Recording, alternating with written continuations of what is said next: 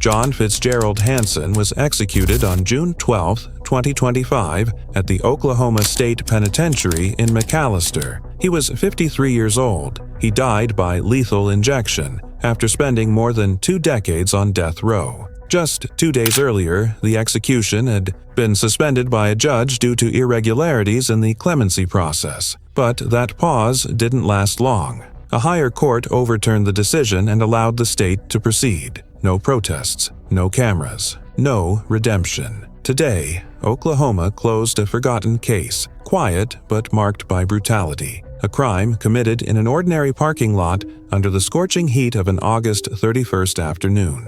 A crime that left 2 victims and ended with a final sentence. This is Final Sentence, and this is how the story begins. John Fitzgerald Hanson doesn't appear in criminology books. He was never interviewed by major media outlets. He left no letters. He never apologized. But behind that silence was a story filled with criminal history, escape, and violence. Before the crime, Hanson already had a record. In 1999, alongside Victor Miller, he escaped from a federal prison in Louisiana. It wasn't a cinematic escape. There were no tunnels or helicopters. It was an opportunistic getaway, taking advantage of a security failure that authorities never fully explained. Both men were in custody for crimes related to armed robbery and illegal firearm possession. Hanson wasn't a serial killer, but he was no stranger to the system. He had already shown a tendency toward crime, particularly impulsive and violent offenses. After the escape, they began a road journey through several southern states. Minor thefts, vehicle hijackings, threats. They left no witnesses, no evidence, but everything changed in Oklahoma when they made a decision that would mark them forever. August 31st, 1999. Tulsa, Oklahoma. It was around 5 p.m., and the heat in. The Promenade Mall parking lot was still oppressive. Families were coming and going with shopping bags. No one noticed anything strange. No one heard a scream. Mary B.S., 77 years old, had gone out to do some routine shopping. She was a retired schoolteacher, a mother, a widow for several years. That afternoon, like many others, she was leaving a store alone and walking back to her car. At that moment, John Fitzgerald Hanson and Victor Miller were watching her. Both men, fugitives from a federal prison in Louisiana, intercepted her as she reached her vehicle. One of them grabbed her arm. The other opened the back door. They forced her inside. There was no visible struggle, no gunshots, no alerts. The kidnapping lasted just seconds. The vehicle drove off into mall traffic without anyone noticing. The nearest security camera didn't capture the angle. No witness could describe the exact moment. Mary B.S. had disappeared. She was 77 years old. She had taught elementary school for most of her life. People who knew her described her as quiet, reserved, and kind. One of those constant figures in the classroom who leave a lasting impact, even after retirement. She lived alone in Tulsa, Oklahoma, since the death of her husband a few years earlier. Her routine was simple: grocery store, pharmacy, church, the occasional walk when weather allowed. No relevant medical history, no known enemies. According to court records and local media, Mary had children and grandchildren, though none gave public statements after the crime. The family chose silence, following the case discreetly and away from the spotlight. She didn't seek attention. She had no enemies, and she never imagined that on an ordinary afternoon, after running errands, she would be followed by 2 men who didn't know her, didn't hate her, and yet decided to end her life. After kidnapping Mary from the promenade mall parking lot, Hanson and Miller headed north out of Tulsa. They drove for several miles with her in the back seat. They didn't stop anywhere. They didn't ask for ransom. They just kept going. Their destination was an isolated quarry near the town of Avant in Osage County, Oklahoma. It was private property. When they arrived, they parked the car on a rarely used rural road. What they didn't know was they weren't alone. Gerald Max Thurman, 44, the owner of the property, approached after noticing an unfamiliar vehicle parked on his land. He wasn't armed. He just wanted to know what they were doing there. As he approached, Victor Miller shot him without warning. Thurman fell to the ground, seriously wounded, but still alive. At that moment, John Hanson walked away with Mary. He forced her to walk with him toward a more remote area, through trees and underbrush. There, with no attempt to hide what he was about to do, he executed her. He shot her 3 times in the back. Her body lay face down. Hanson tried to cover it with branches and leaves, barely hiding it from view. Then he returned to the car. Thurman was rushed to the hospital. He survived for 2 weeks, but never recovered. Mary was officially reported missing the same day she was abducted. No one knew where to look for her. No one imagined that her body was already lying silently among the bushes of a forgotten quarry. Now let's look at the second crime. When he was attacked on August 31st, 1999, Thurman didn't die on the spot. The shot fired by Victor Miller left him gravely injured, but alive.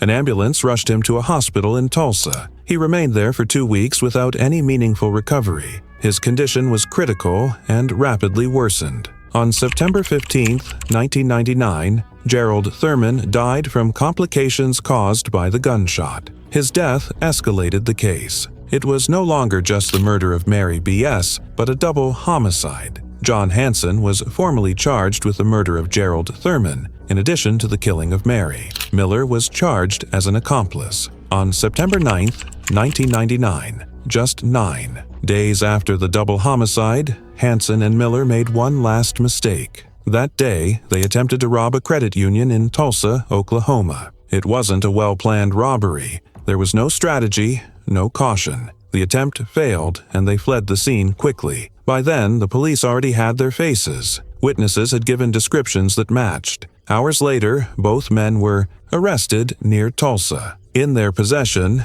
police found firearms, cash, clothing matching eyewitness descriptions, and personal items. Forensic analysis confirmed the evidence. DNA from Mary B.S. and biological traces inside the vehicle. Fingerprints on the murder weapon. Ballistics matched the bullets recovered from the crime scene. With that evidence, the case was closed. There were no doubts about their responsibility. All that remained was the trial. Mary's body was found on September 7, 1999, in an abandoned quarry on the outskirts of Tulsa. It was partially covered with debris and showed clear signs of violence. The autopsy determined the cause of death to be a close-range gunshot to the torso. It also revealed prior injuries consistent with physical abuse. Forensic analysis played a key role in the investigation. Ballistics confirmed that the bullet recovered from her body matched the weapon found in Hanson's possession. Fingerprints found at the scene matched both suspects. Additionally, genetic material from Hanson was found under the victim's fingernails, suggesting a possible struggle. The trial took place in 2001 in the Tulsa County District Court.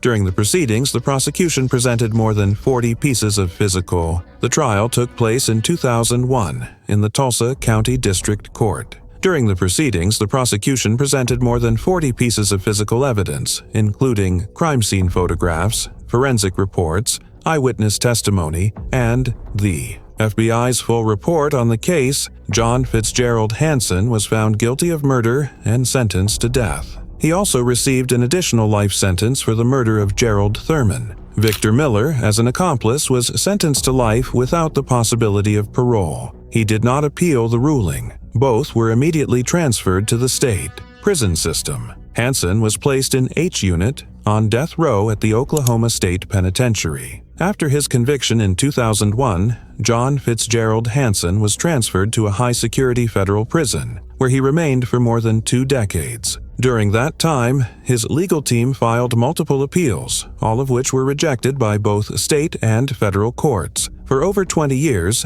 Hanson was held under maximum security conditions. He was not granted public visits, and there are no records of him giving interviews to the media. His defense team hadn't issued any public statements since 2008. In March 2025, with the execution date confirmed by the governor of Oklahoma, Hanson was transferred from Terre Haute Federal Penitentiary in Indiana to the Oklahoma State Penitentiary in McAlester. The transfer was carried out under strict security, directly supervised by the state's Department of Corrections. There are no official records indicating that Hanson ever expressed remorse for his crimes. Throughout his sentence, he maintained a prolonged silence. He did not participate in rehabilitation programs or issue statements to human rights organizations. His disciplinary record in prison shows no major incidents, though there were several notes for evasive behavior and refusal to cooperate with staff. Over time, his name faded from public attention.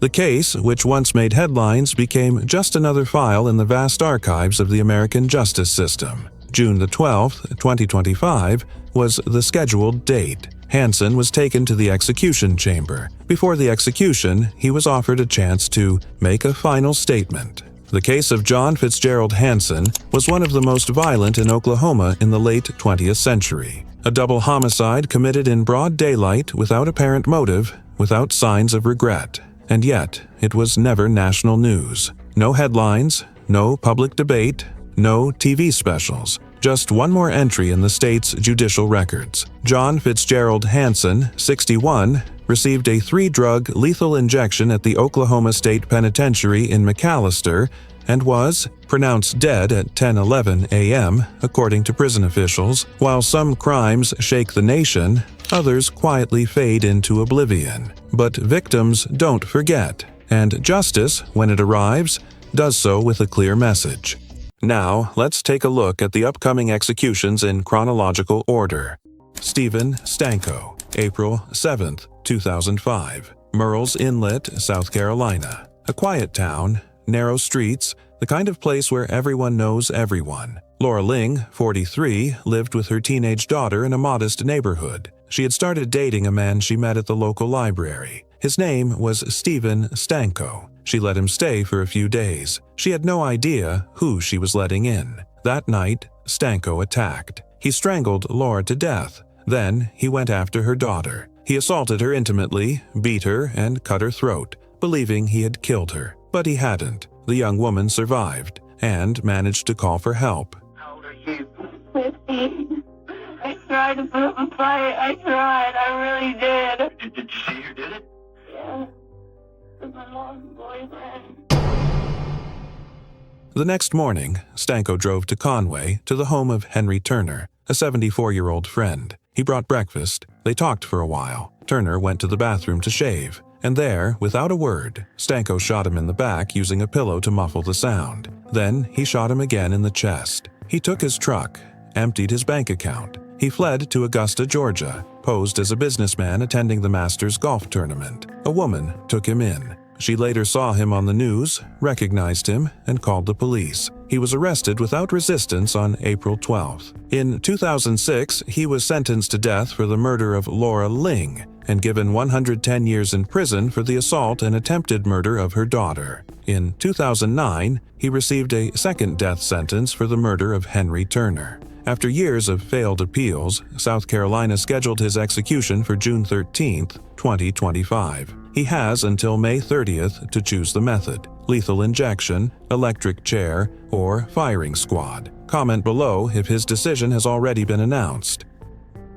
Thomas Lee Gudinas, May 23, 1994. Orlando, Florida. A humid, silent dawn. The city center was beginning to empty out. Michelle McGrath, 27, was leaving Barbarella's around 2:45 a.m. She was walking alone to her car. She never made it. At 7:30 a.m., her body was found in an alley next to a school. She was lifeless, showing clear signs of extreme violence and intimate assault. The scene was brutal. That same night, another woman, Rochelle Smith, had been followed by a man to her car. She managed to lock herself inside and escape. Later, she identified Thomas Lee Gudinas as her attacker. Gudinas had been at the same bar as Michelle. His friends testified that they lost track of him before closing. A school employee saw a man fleeing the alley where the body was later found. It was Gudinas. The evidence was overwhelming. Fingerprints on Michelle's vehicle, biological traces on her body,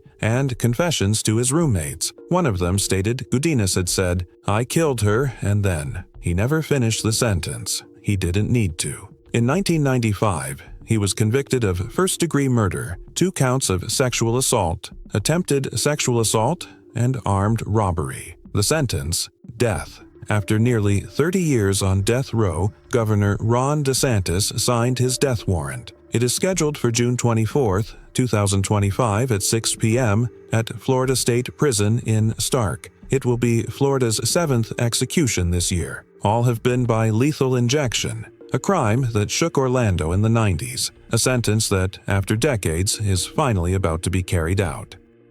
Richard Gerald Jordan, January 14, 1976, Gulfport, Mississippi. A mild morning, gray skies. In a house in the Woodland Hills neighborhood, Edwina Martyr, 37, was home alone. She was the wife of a local businessman, a mother, a homemaker. That morning, someone knocked on the door claiming to be from a utility company. She didn't hesitate to open it, but the man wasn't there to check anything. His name was Richard Gerald Jordan. He was 29. What seemed like an ordinary visit turned into the darkest moment of Edwina's life. Jordan pulled out a gun and forced her into her own car. He drove her outside the city, into a wooded area in Harrison County. He made her walk among the trees. Then he executed her with a single gunshot. After that, he called Edwina's husband, pretended she was still alive, demanded a ransom of $25,000. He planned to pick up the money at a gas station, but the police were already waiting for him. He was arrested the same day. He confessed without hesitation,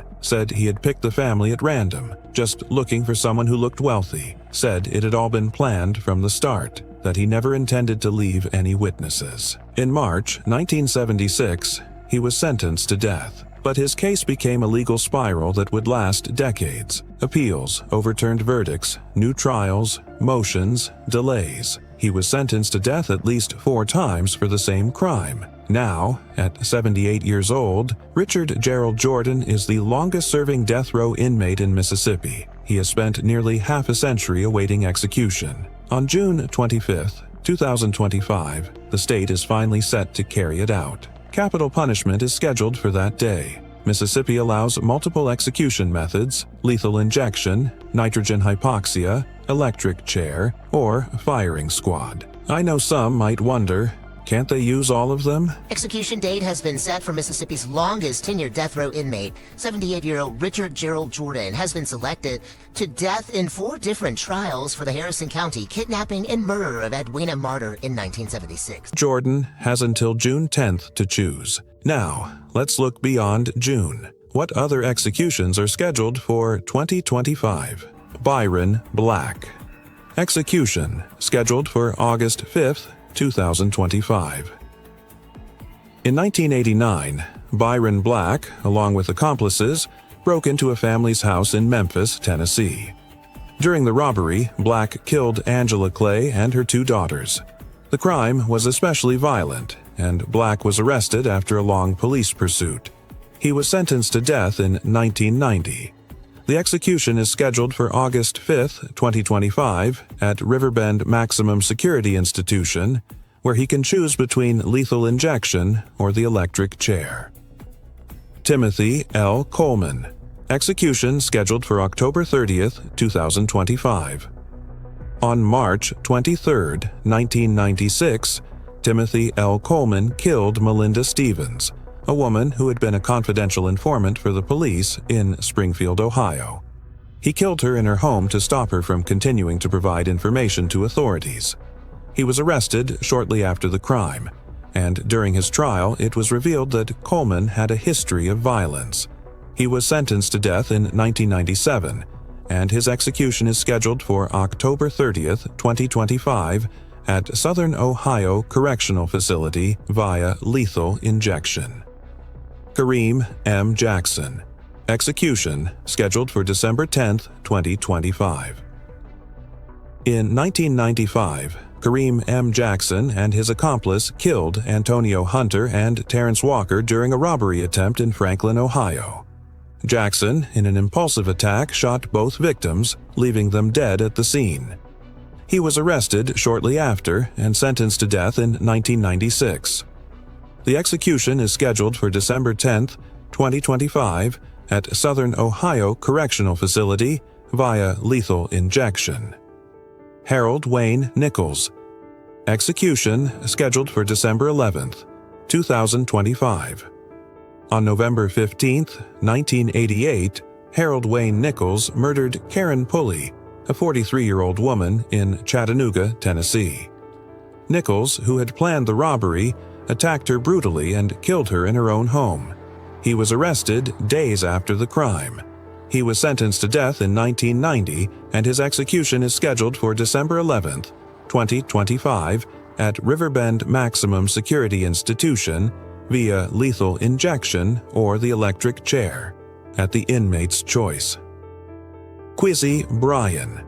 Execution scheduled for January 7, 2026. In 1999, Quizzy Bryan, during a robbery, murdered Carla Morris, a 42-year-old white woman. Bryan, in his attempt to rob her, brutally attacked her in her home in Ohio. He beat her and strangled her, leaving her dead on the floor.